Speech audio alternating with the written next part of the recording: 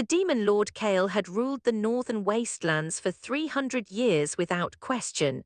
His fortress rose from the blackened earth like a jagged crown of obsidian, stretching toward skies that never saw full daylight. Within those walls, fear was the only language spoken, and mercy was a concept as foreign as warmth in the endless winter that surrounded his domain. Kael himself was a figure from nightmares. Standing nearly 7 feet tall, his frame carried the lean power of a predator. Black horns curved back from his temples, polished to a mirror shine.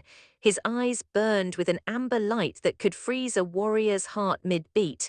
He wore his cruelty like armor, maintaining power through calculated terror and absolute dominance. The castle servants moved through their duties like ghosts, careful never to meet his gaze or speak unless directly commanded. Those who displeased him simply vanished. Those who failed him decorated the courtyard walls as warnings. In 3 centuries, no one had ever challenged his authority and lived to speak of it. Kael preferred it that way. Attachment was weakness, and weakness invited destruction. On the first day of the winter solstice, a young woman arrived at his gates. She came alone, without weapons or guards, wearing a simple grey cloak that whipped around her in the bitter wind. The gate sentries watched her approach, with confusion turning to alarm. No one approached the demon lord's fortress willingly. Those who came were either dragged in chains or arrived with armies at their backs. She stood before the massive iron gates and called out in a clear voice that somehow carried over the howling wind. "I seek an audience with Lord Kael. I have a proposition that will interest him." The guards exchanged uncertain glances. Protocol demanded they kill intruders on sight, but something in her calm demeanor gave them pause. After a moment of whispered debate, one of them disappeared inside while the other kept his spear trained on her heart. She didn't flinch. She simply waited, her hands folded peacefully before her. When Kael received word of the visitor, his first instinct was to order her executed. But curiosity, that dangerous indulgence he so rarely permitted himself, whispered that he should at least see what sort of fool walked to their death with such composure. He descended to the throne room and settled into his seat of carved bone and black iron. "Bring her to me," he commanded. "I could use some entertainment." The guards escorted her through corridors lit by perpetual torchlight, past tapestries depicting scenes of conquest and ruin. Lesser mortals would have trembled. She walked with steady steps, her eyes taking in everything without apparent fear or judgment. When they reached the throne room, she was pushed roughly to her knees before the dais. Kael studied her from his elevated position. She was younger than he'd expected, perhaps in her mid-20s by human reckoning. Dark hair fell in waves past her shoulders, and her eyes were an unusual shade of green, like deep forest pools. Her face held a quiet strength that intrigued him despite himself. "You may rise," he said, his voice resonating through the chamber like distant thunder, "and explain why I shouldn't have you torn apart for your presumption." She stood gracefully and met his gaze without flinching. That alone was remarkable. "My name is Elena Corvus. I'm a scholar of ancient magic and historical bindings. I've come to negotiate the release of my village from the tribute you demand." Kael's expression didn't change, but inwardly he felt a spark of genuine interest. The village she spoke of was a miserable collection of hovels on the edge of his territory. Each year they sent him a portion of their harvest and their strongest youth to serve in his armies. It was a pittance, barely worth his attention, but it established his dominance. "You think to negotiate with me?" He let amusement color his tone. "What could you possibly offer that would make me relinquish even the smallest portion of what is mine by right of conquest?" Elena reached into her cloak slowly, giving the guards time to see she meant no threat, and withdrew a leather-bound book. The tome was clearly ancient, its pages yellowed and its cover marked with symbols that even from a distance Kael recognized as powerful binding runes. "I offer knowledge," she said. "I've spent the last 5 years researching your history, Lord Kael. I know about the seal that binds you to this territory, the curse that prevents you from expanding your domain beyond the northern wastelands, no matter how many armies you raise or how much power you gather." The throne room fell utterly silent. Kael's guards went rigid with shock that anyone would speak so boldly. Kael himself remained perfectly still, but the temperature in the room dropped precipitously. Frost began creeping across the stone floor. "You dare," he whispered, and the words carried more menace than any shout. Elena held her ground, though her knuckles whitened slightly as she gripped the book. "I dare because I have something you want. I found references to the original binding spell cast by the Council of 300 years ago. I believe I can help you understand its structure, perhaps even weaken it." Kael rose from his throne with fluid grace that belied his size. He descended the steps until he stood directly before her, towering over her smaller frame. This close, she could feel the power radiating from him like heat from a forge. His eyes burned into hers, searching for deception, for fear, for any weakness he could exploit. "If you're lying," he said softly, "your death will take weeks, and you'll beg for oblivion long before I grant it." "I'm not lying," Elena replied, her voice steady despite the terror that must have been coursing through her. "But I have conditions." The sheer audacity of it surprised a short laugh from him. "Conditions! The mouse makes demands of the lion." "The mouse offers the lion a key to his cage," she corrected. "In exchange, you release my village from all future tributes. You leave them in peace for as long as they remain within their current boundaries and cause you no trouble." Kael circled her slowly, like a predator examining prey. "And what's to stop me from simply taking that book from your corpse and discovering these secrets myself?" "The book is written in a cipher," Elena said, "one that changes based on the reader's intent. If you try to read it through force or after my death, the pages will show nothing but gibberish. I designed the spell myself." Now Kael was genuinely impressed. The magical skill required for such an enchantment was considerable.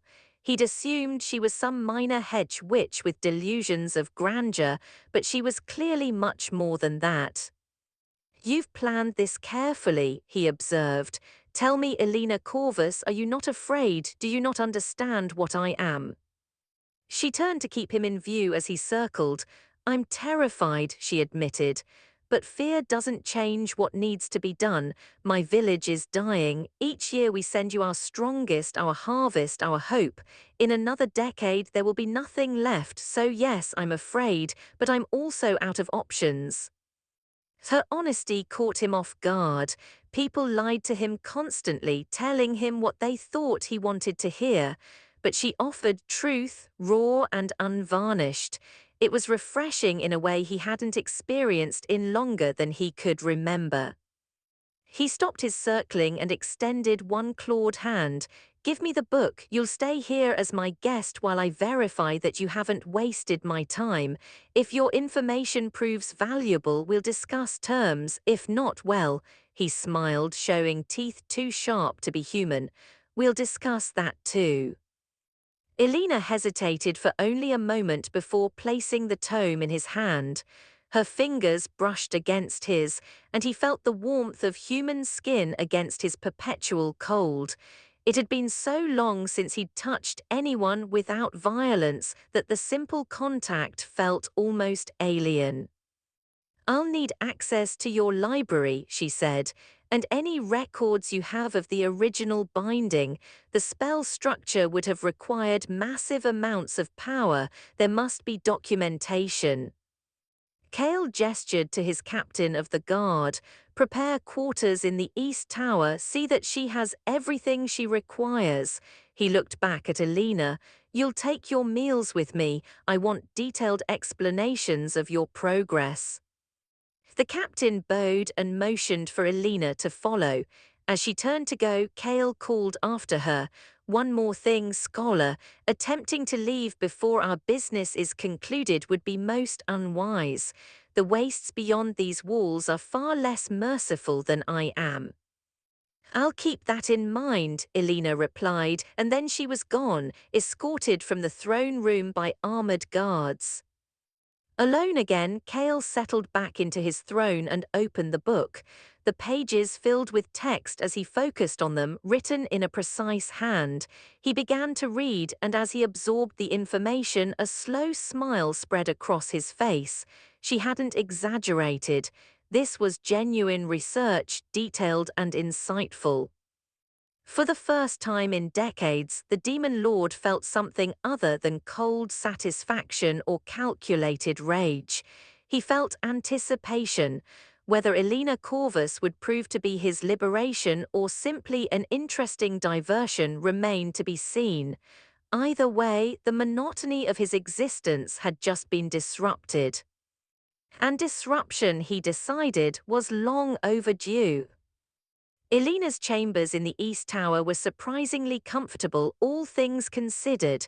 The room was circular, following the tower's shape, with tall windows that looked out over the frozen wastelands. Heavy tapestries covered the stone walls to keep out the chill, and a fire burned constantly in the hearth. The bed was massive, piled with furs that were probably worth more than her entire village's yearly tribute. She spent her first night studying the view from those windows, watching strange lights dance across the perpetual twilight that passed for day in Kael's domain. Occasionally she saw shapes moving in the distance, creatures that belonged to nightmare rather than nature. This was her reality now. She'd walked into the demon's lair of her own free will, and there would be no easy escape. The next morning, 2 servants arrived with breakfast and formal clothing. The dress they brought was deep burgundy, made of fabric so fine it felt like water between her fingers. She accepted it without comment, understanding the unspoken message. She was to be presentable for the Demon Lord's presence. When the guards came to escort her to the library, Elena steeled herself. The previous day had taken all her courage simply to maintain her composure. Now she had to actually deliver on her promises, working alongside a creature who could end her life with a casual thought. The library proved to be the most magnificent room she'd ever seen. It occupied an entire wing of the fortress, with shelves stretching 3 stories high. Books and scrolls filled every available space, some so old they seemed to predate written language itself. The collection represented centuries of conquest and acquisition, knowledge hoarded like treasure. Kael stood by a reading table, the book she'd given him open before him. He'd changed from his armor into simpler clothing, though there was nothing simple about him. He wore black, tailored perfectly to his frame, and his horns gleamed in the magical light that illuminated the library. "Your research is thorough," he said without preamble. "You've found connections I'd never considered. The binding isn't just geographical, it's temporal." Elena approached the table, her nervousness gradually giving way to scholarly interest. Exactly. The Council of 7 didn't just limit where you could go, they limited when you could act. Your power waxes and wanes with specific celestial alignments, doesn't it? "It does," Kael admitted, his tone grudging. "During the convergence of the 3 moons, I'm at my weakest. It's why I never campaigned during that period." "Because they bound your essence to the natural order of this region," Elena continued, warming to her subject. "Your strength is tied to the land, but so are your limitations. Breaking free requires understanding how they wove the spell into the fabric of reality itself." For the next several hours, they worked together, spreading ancient texts across multiple tables. Kael's knowledge of magical theory was extensive, refined over centuries of study. Elena brought fresh perspective and connections he'd missed. Gradually, their conversation shifted from stiff formality to genuine academic discourse. "Here," Elena said, pointing to a passage in a crumbling grimoire, "this describes a sympathetic binding using blood and earth. If the council used your blood for the original spell, there might be anchor points." Kael leaned over her shoulder to read, close enough that she could feel the unnatural cold that surrounded him. "The battlefield where they defeated me," he said slowly. "I bled considerably there if they collected it." "They could have created permanent wards tied to that specific location," Elena finished. "Find those wards, understand their structure, and you might be able to unravel them." He pulled back, looking at her with new appreciation. "You have a remarkable mind, Elena Corvus. It's been a very long time since anyone challenged me intellectually." "I imagine it's been a long time since anyone challenged you at all," she replied without thinking, then immediately regretted her boldness. But Kael laughed, a genuine sound of amusement rather than mockery. "True enough, the price of fear is isolation. People either grovel or flee, there's no middle ground." "Is that why you've maintained your rule through terror?" Elena asked carefully. "Because it's effective or because it's all you know?" The question hung in the air between them. Kael's expression hardened, and for a moment Elena thought she'd gone too far. Then he turned away, moving to one of the tall windows that overlooked his domains. "You presume much, scholar," he said quietly. "You told me to explain my progress," Elena replied. "Understanding you is part of understanding the binding. The spell was designed specifically to counter your nature. To know the prison, I need to know the prisoner." Kael was silent for a long moment. When he spoke again, his voice carried a weight of memory. "I was not always as I am now. Once I was merely powerful, not monstrous, but power attracts enemies and mercy is seen as weakness. Those I spared returned with armies, those I trusted betrayed me to my enemies, so I learned. I became what I needed to be to survive." Elena joined him at the window, maintaining a respectful distance. "And after 300 years, do you still need to be this to survive, or has it simply become habit?"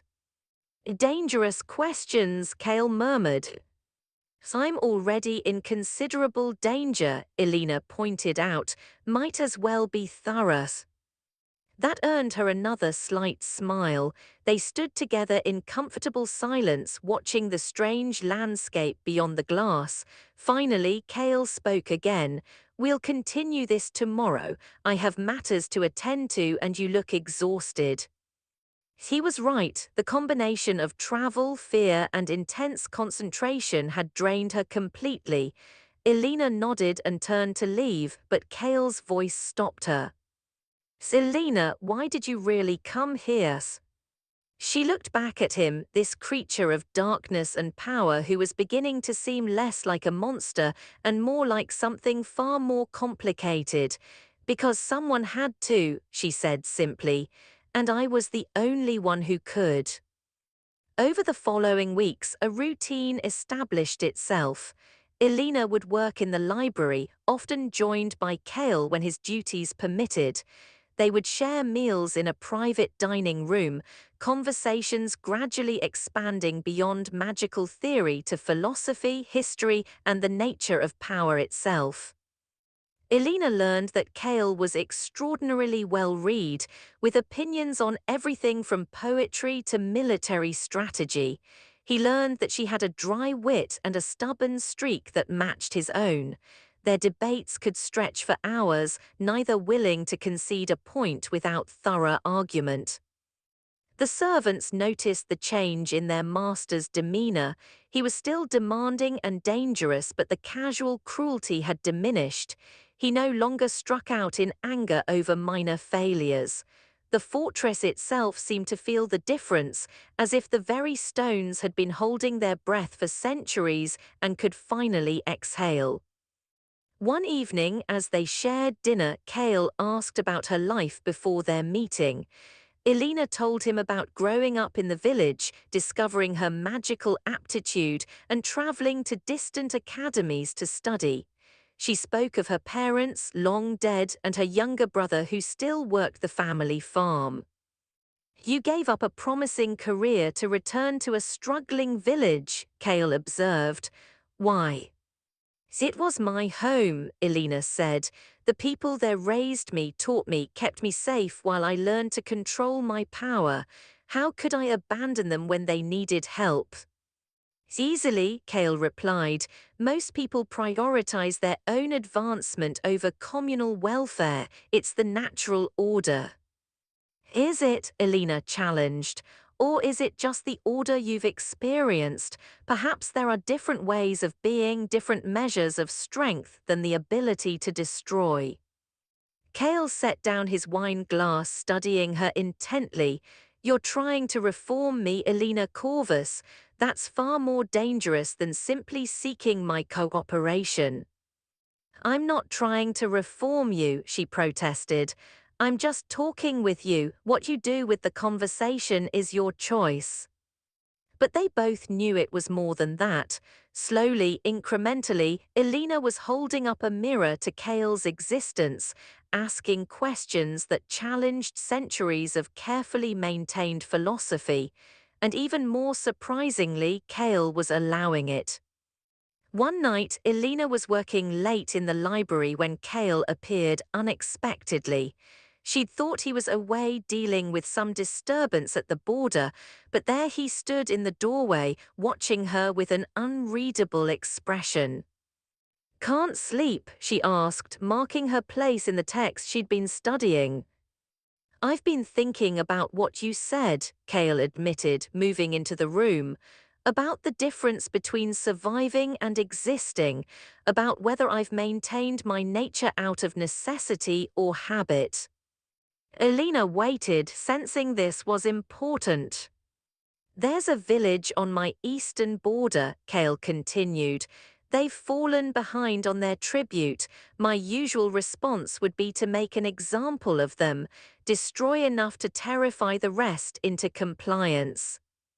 "And now," Elena asked quietly, "now I'm wondering if there's an alternative, if I could extract what I'm owed without unnecessary cruelty." He laughed bitterly. 3 centuries of ruling one way and 3 weeks with you has me questioning everything." Elena stood and approached him carefully. "That's not weakness, Kael, that's growth. Being strong enough to reconsider doesn't make you less powerful, it makes you wiser." He reached out almost unconsciously, his clawed hand coming to rest gently against her cheek. The gesture was so unexpected, so uncharacteristically tender that Elena froze. His hand was cold but not unpleasantly so. His amber eyes searched hers, looking for something he couldn't quite name. "You see me," he said softly, "not the demon lord, not the conqueror me. When did that happen?" "I don't know," Elena whispered truthfully. "Somewhere between the arguments and the research, you became real." They stood that way for a long moment, the feared demon lord and the brave scholar, separated by everything that defined them and yet connected by something neither fully understood. Then Kael withdrew his hand and stepped back. "I should go," he said. This is complicated." After he left, Elena sank into a chair, her heart racing. She'd come here to save her village, to negotiate with a monster. Instead, she was beginning to care for someone who shouldn't be capable of caring back. It was foolish and dangerous and utterly impossible. And yet, when she closed her eyes, she could still feel the cold touch of his hand against her skin, gentle as a question she wasn't ready to answer. Spring arrived in the northern wastelands, though here it meant only that the eternal twilight brightened slightly and the killing cold lessened to merely bitter. Elena had been in Kael's fortress for nearly 3 months, and the research had progressed significantly. They'd identified 5 anchor points where the binding spell drew power scattered across the territory. But something else had progressed as well, something neither of them acknowledged directly. Kael found excuses to spend time in Elena's presence beyond their scheduled work sessions. Elena began wearing the finer dresses provided for her without being asked. Their conversations lingered long after the intellectual purpose had been served. The servants gossiped naturally. The terrifying demon lord had grown almost approachable when the human scholar was near.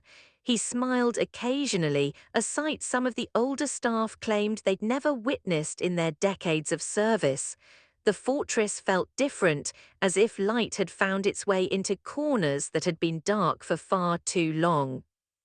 Then came the day everything changed.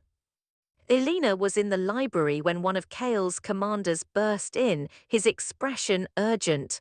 "Lord Kael demands your presence in the throne room immediately," he said, his tone harsh. Something in his manner made Elena's stomach tighten with apprehension. She followed him through the corridors, noting the sudden tension among the guards they passed. When they reached the throne room, she found Kael seated in his full regalia, armor polished to a mirror shine, expression cold as the deepest winter. Before his throne, forced to their knees by armed guards, were 3 people from Elena's village. She recognized them immediately: Marcus the blacksmith, old Sarah who ran the inn, and terrifyingly her younger brother Thomas. "Kael, what is this?" Elena demanded, forgetting formality in her shock. "Silence," he commanded, his voice the same terrible instrument she'd heard on her first day. "You'll speak when I permit it." He rose from his throne and descended to where the villagers knelt. "I sent a routine patrol to collect this month's tribute from your village. Do you know what they found, Elena?" She shook her head, her mind racing. "Nothing," Kael said flatly. "No tribute prepared, no representatives waiting to deliver it. And when my soldiers inquired, these 3 explained that the village had decided they owed me nothing, that their representative had secured their freedom through negotiation." Elena's blood turned to ice. "No, that's not what we agreed. The tribute would cease only after the binding research was complete and successful. We haven't reached that point yet." "Did you communicate that clearly to your people?" Kael asked, and she heard genuine anger beneath the words. "Or did you simply send word that you were handling the situation, leading them to believe they were already free?" Thomas spoke up, his voice shaking but defiant. "Elena told us she was working on a solution, we thought." "You thought wrong," Kael interrupted, "and now someone must pay for that presumption." He gestured, and a guard struck Thomas across the face, knocking him to the ground. Elena started forward, but 2 guards grabbed her arms, holding her back. "Stop," she cried. "This is a misunderstanding. I'll go back, I'll explain. The tribute will be paid." "Will it?" Kael's eyes burned into hers. "How do I know this wasn't your plan all along? Gain my trust, distract me with promises, and," he paused, something flickering across his expression, "other things while your village prepared to defy me." "You know that's not true," Elena said desperately. "Kael, please, you know me." "I know you're human," he replied, and his voice was like a blade. "And humans lie, they manipulate, they pretend affection to gain advantage. Did you think I'd forgotten that in a few pleasant months of conversation?" He turned to his commander. "Take them to the dungeons. At dawn, we'll execute one as an example. The other 2 will return to the village and explain what defiance costs." "No," Elena struggled against the guards.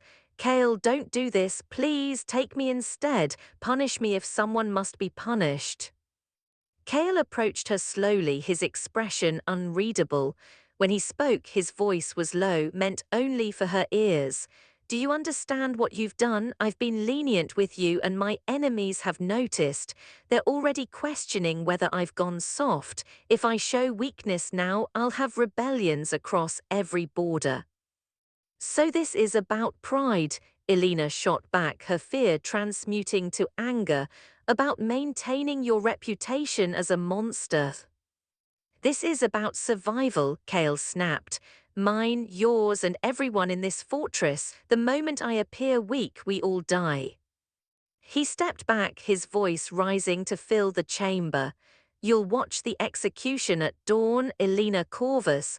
You'll see the price of your miscommunication, and then we'll discuss whether our arrangement continues or whether you join them. The guards dragged the villagers away, Thomas calling out to Elena as he disappeared through the doors. Elena was released but immediately flanked by armed guards. She stood in the center of the throne room, trembling with fury and fear. I thought you'd changed, she said quietly. Kael's expression flickered. Perhaps that was your first mistake. People don't change, Elena. They simply reveal what they've always been. He dismissed her with a gesture, and the guards escorted her back to her tower. Once alone, Elena paced like a caged animal, her mind racing through possibilities. She could try to escape with Thomas and the others, but they'd never make it past the fortress walls. She could attempt a magical assault, but Kael's power dwarfed hers completely. Or she could trust that the man she'd come to know over these months was still in there somewhere, beneath the armor and the anger. As night fell, Elena made her decision. She waited until the guards changed shifts, timing their patrol pattern as she'd unconsciously noted over her months in residence. Then she slipped from her room and made her way through the fortress's winding corridors. She knew where Kael's private chambers were, though she'd never been inside. When she reached the heavy door, she didn't knock. She simply pushed it open and walked in. Kael stood by the window, out of his armor now, wearing only black clothing that made him look less like a demon lord and more like what he might have been centuries ago. He didn't turn when she entered. You shouldn't be here, he said. We need to talk, Elena replied, closing the door behind her. There's nothing to discuss. At dawn, one of your people dies. That's the end of it. Elena crossed the room to stand beside him. No, it's not, because you're not going to go through with it. Now he did turn, his expression dangerous. You presume to tell me what I will or won't do. I know you, Kael, Elena said firmly. I've spent 3 months learning how you think, how you feel, what matters to you beneath all the theatrics. You're angry because you're afraid. I fear nothing, he growled. You're terrified, Elena continued, because you've let me in and now you're vulnerable in a way you haven't been in 300 years, so you're lashing out trying to prove you're still the monster, still in control, but we both know the truth. Kael grabbed her shoulders, his grip tight but not painful. You don't know anything. You're a human who's been here a handful of months. I am ancient and terrible, and I have committed acts that would horrify you. I don't doubt that, Elena said, meeting his burning gaze without flinching. But you're also someone who spent 3 hours last week arguing with me about poetry, someone who remembered I don't like venison and made sure it wasn't served at dinner, someone who looked at me like I was something precious instead of something to be used. His grip loosened slightly. Elena. If you execute Thomas or any of them, it won't prove you're strong, she said. It'll prove you're a coward, because it's easy to kill people who can't fight back. It's easy to rule through fear. What's hard is choosing a different path. What's hard is admitting you might want something beyond conquest and dominance. And what do I want? Kael asked, his voice barely above a whisper. Elena raised her hand slowly and placed it against his chest, over where a heart beat in an ancient rhythm. The same thing I want, to not be alone. The distance between them evaporated. Kael pulled her close, his forehead resting against hers, his eyes closing. If I show mercy, they'll test me, my enemies, my own commanders. Everything I've built could crumble. Then we'll deal with that together, Elena said, but don't sacrifice who you're becoming to preserve who you were. They stood locked together, two beings from different worlds, holding onto each other like anchors against a storm. When Kael finally spoke, his voice was rough with emotion he'd suppressed for centuries. So I don't know how to be anything other than what I am. Then learn, Elena urged. You've had 300 years of one way, maybe it's time to try something new. He pulled back to look at her, his amber eyes searching. Then, with infinite gentleness, he cupped her face in his hands and kissed her. It was tentative at first, as if he'd forgotten how, but it deepened into something desperate and needful. Elena responded without hesitation, her arms wrapping around him, pulling him closer despite the cold that radiated from his skin. When they finally broke apart, both breathing hard, Kael rested his forehead against hers again. You're either the bravest woman I've ever met or the most foolish. Probably both, Elena admitted. A knock at the door interrupted them. Kael's commander called through the wood. My lord, there's been a development. The border scouts report movement from the eastern kingdoms.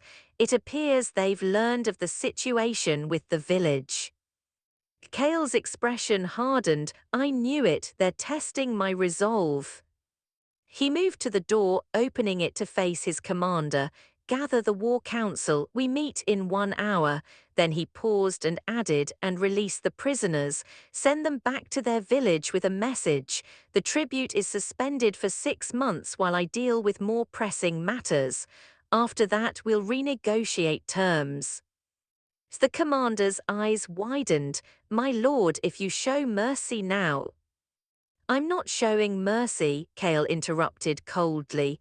I'm making a strategic decision. The Eastern Kingdoms are a real threat. A handful of farmers are not. I won't waste resources on meaningless punishments when actual enemies are mobilizing. Is that clear? The commander bowed. Perfectly, my lord. After he left, Kael turned back to Elena. That bought us time, but the Eastern Kingdoms are a real problem. They've been looking for any sign of weakness. Then we'll face them, Elena said, but not as the old demon lord who ruled alone, as something new. Kael smiled, and it was genuine, reaching his eyes in a way Elena had rarely seen. You really do believe you can tame me, don't you? I don't want to tame you, Elena corrected, moving back into his arms. I just want you to be free to choose who you are instead of being locked into who you've always been. He kissed her again, softer this time, full of promise rather than desperation. When they parted, he sighed, I have to meet with the war council. I know, Elena said, go be the demon lord, but remember you're also just Kael, and that's enough. As she left his chambers and returned to her own, Elena felt the weight of what had just transpired. She'd pushed the most dangerous being she'd ever met to change his fundamental nature. She'd kissed him, held him, offered him something beyond fear and power. And somehow, impossibly, he'd accepted. Tomorrow would bring new challenges. The Eastern Kingdoms, the delicate balance of Kael's rule, the binding that still needed to be broken. But tonight, for the first time since arriving at the fortress, Elena felt something beyond determination or fear. She felt hope. The Eastern Kingdom's aggression came swiftly. 3 armies converged on the northern wastelands borders, their commanders emboldened by rumors that the demon lord had grown soft. They expected an easy victory against a weakened foe, perhaps even the chance to claim Kael's territory and the power rumored to be hidden within his fortress. They were catastrophically wrong. Kael met them not with the mindless destruction of his past, but with calculated strategy that demonstrated exactly why he'd held power for 3 centuries. He divided his forces, used the terrain to his advantage, and crushed each army separately before they could unite. But here's where things differed from his previous campaigns. He didn't slaughter the defeated. He didn't leave fields of corpses as warnings. Instead, he took hostages from the noble families, extracted favorable treaties, and sent the surviving soldiers home with a message.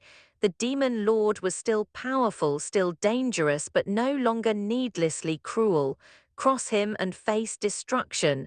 Leave him in peace and be left in peace. Elena watched from the fortress as he orchestrated these maneuvers, seeing the brilliant tactical mind behind the fearsome reputation. She also worked tirelessly on the binding research, knowing that breaking his chains would give him options beyond constant military defense. When Kael returned from the final battle, he found her in the library surrounded by scrolls and ancient texts, her hair disheveled and ink staining her fingers. He was still in his armor, spattered with blood and dirt, but his eyes softened when they landed on her. "You should be resting," he said, removing his gauntlets.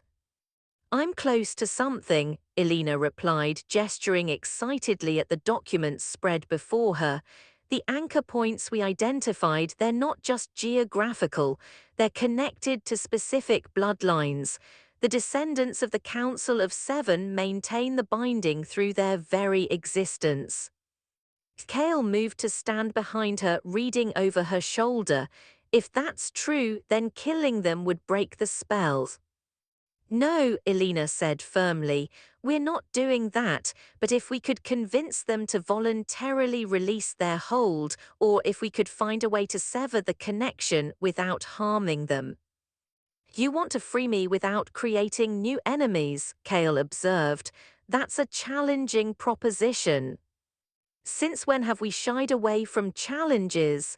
Elena asked, turning to look up at him. He smiled and bent to kiss the top of her head, a gesture that had become comfortable over the past weeks. "Point taken, what do you need?" "I need to meet with the descendants," Elena said, "face to face, explain what we're trying to accomplish and why it benefits everyone." Kael frowned. "They'll never agree to an audience. I'm still the monster in their histories, the threat they bound to protect their lands." "Then we'll have to change their perception," Elena said, "the same way someone changed yours." Over the following months, Elena began a careful campaign of correspondence. Using her academic credentials and her family's minor noble connections, she reached out to magical scholars in the southern kingdoms. She shared her research, framed the binding as an interesting historical puzzle, and gradually built relationships with people who had connections to the descendant families. Meanwhile, Kael continued transforming how he ruled. He established trade agreements instead of demanding tribute. He offered his armies as defensive forces to border villages threatened by bandits, asking only for reasonable compensation.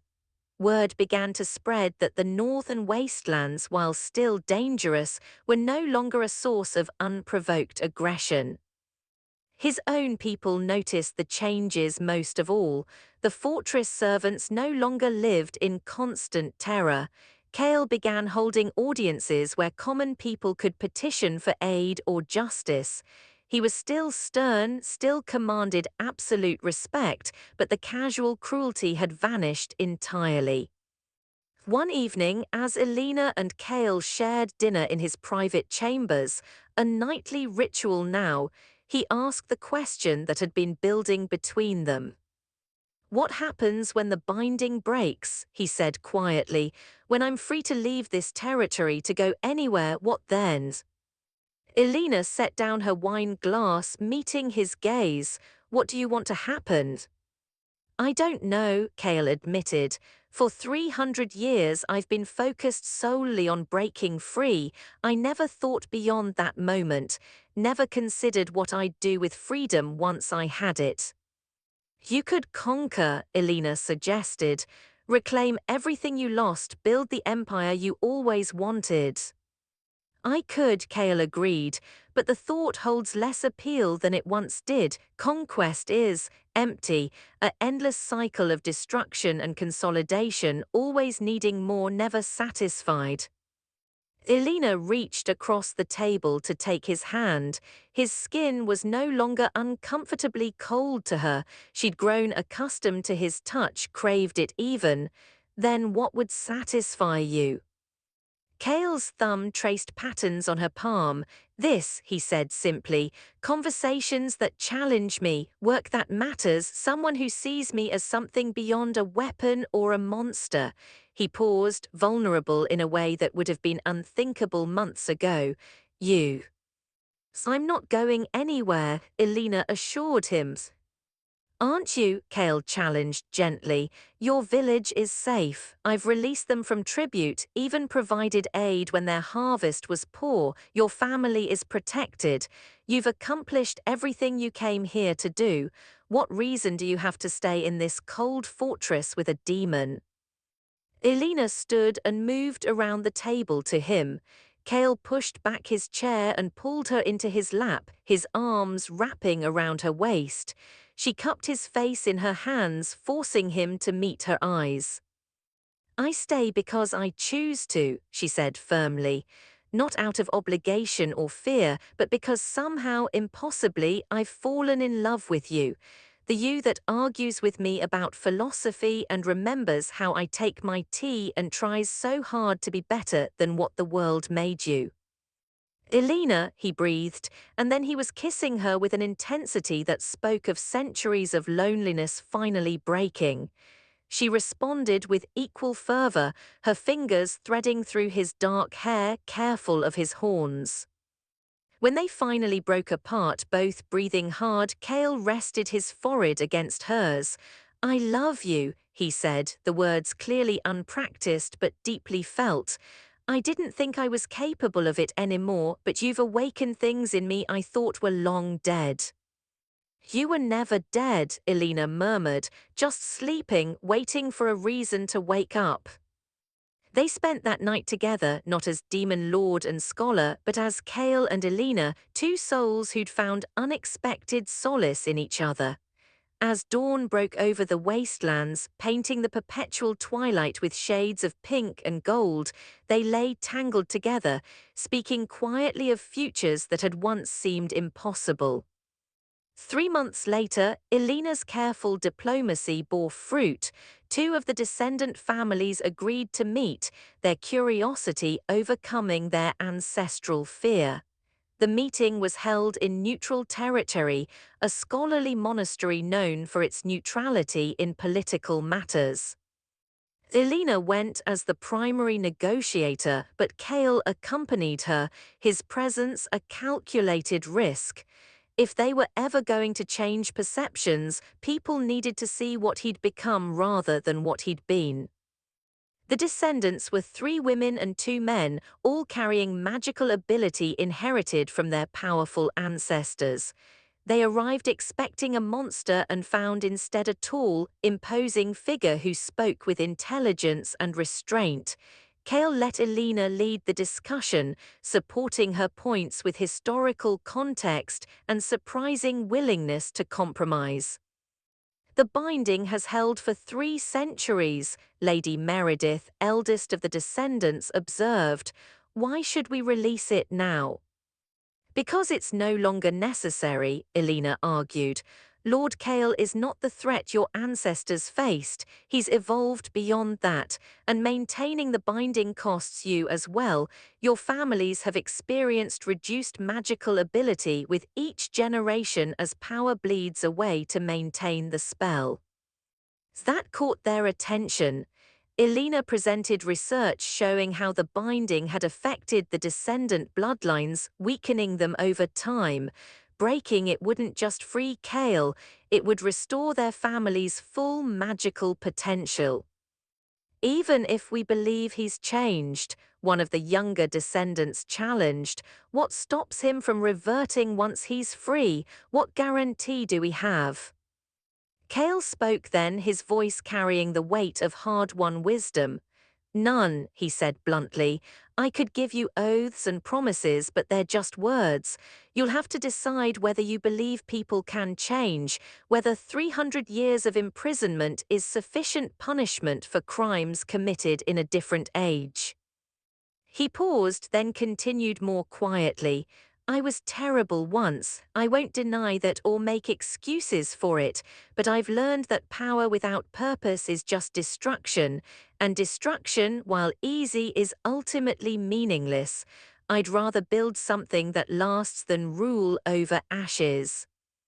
The negotiations stretched over 3 days. There were arguments, compromises, and carefully worded agreements. In the end, a contract was drafted. The descendants would release the binding, but Kael would submit to periodic monitoring by a neutral magical council.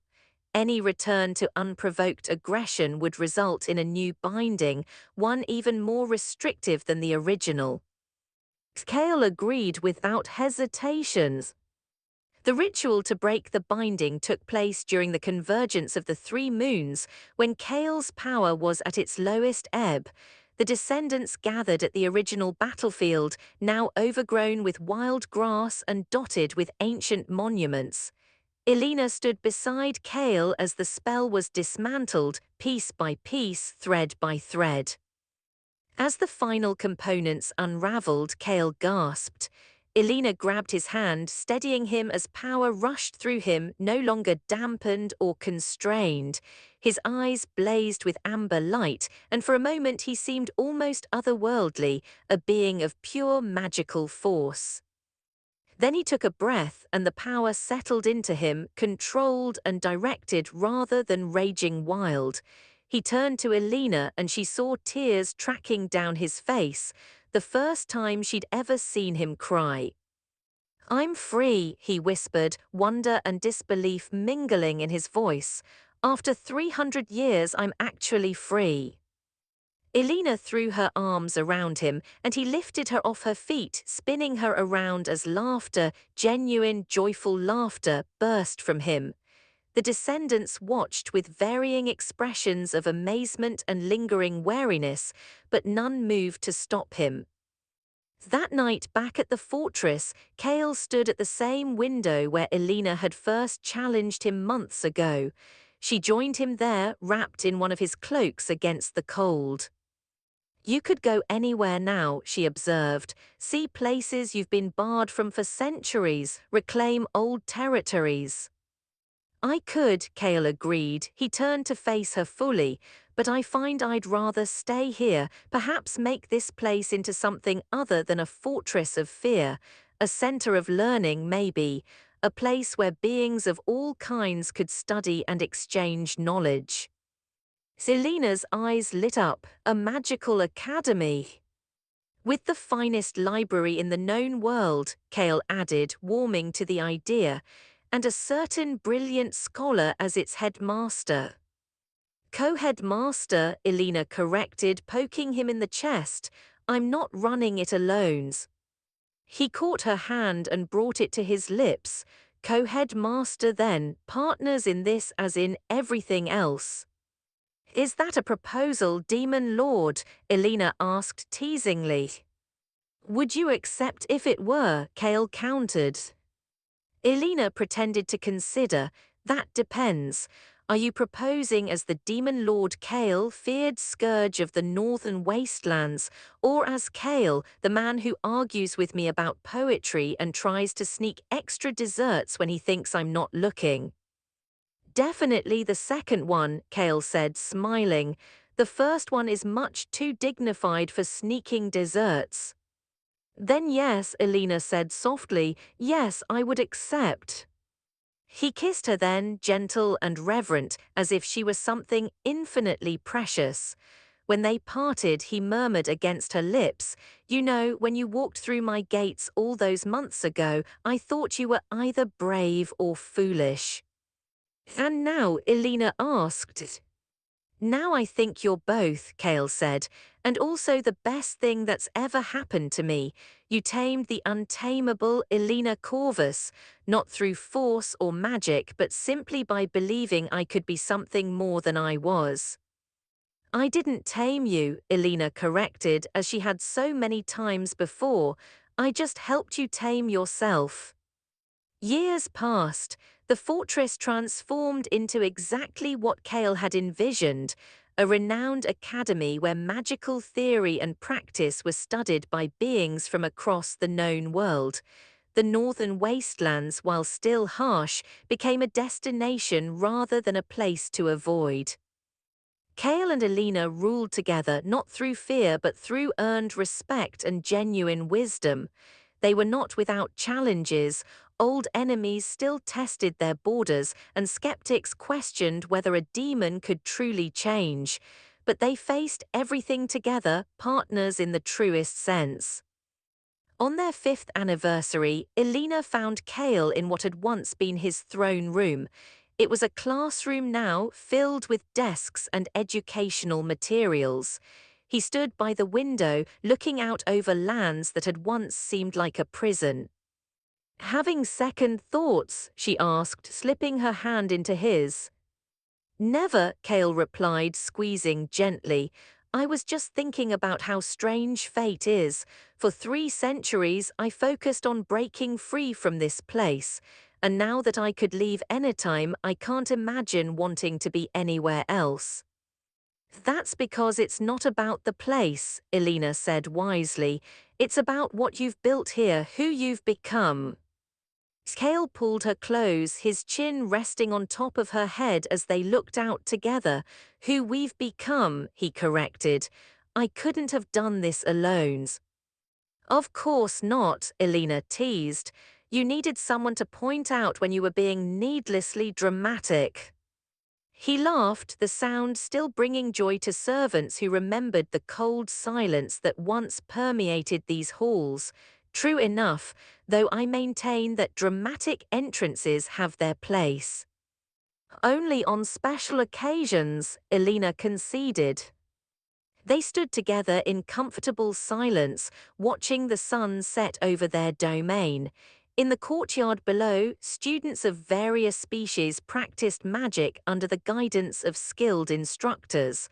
Laughter and animated discussion floated up through the window. "Do you ever miss it?" Elena asked quietly. "The power, the fear, the absolute control." Kael considered the question seriously.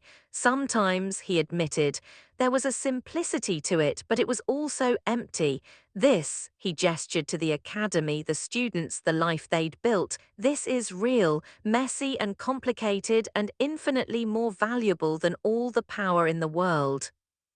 "Good answer," Elena approved. "I've learned from the best," Kael replied, kissing her temple. As night fell over the northern wastelands, lights began appearing in windows throughout the academy.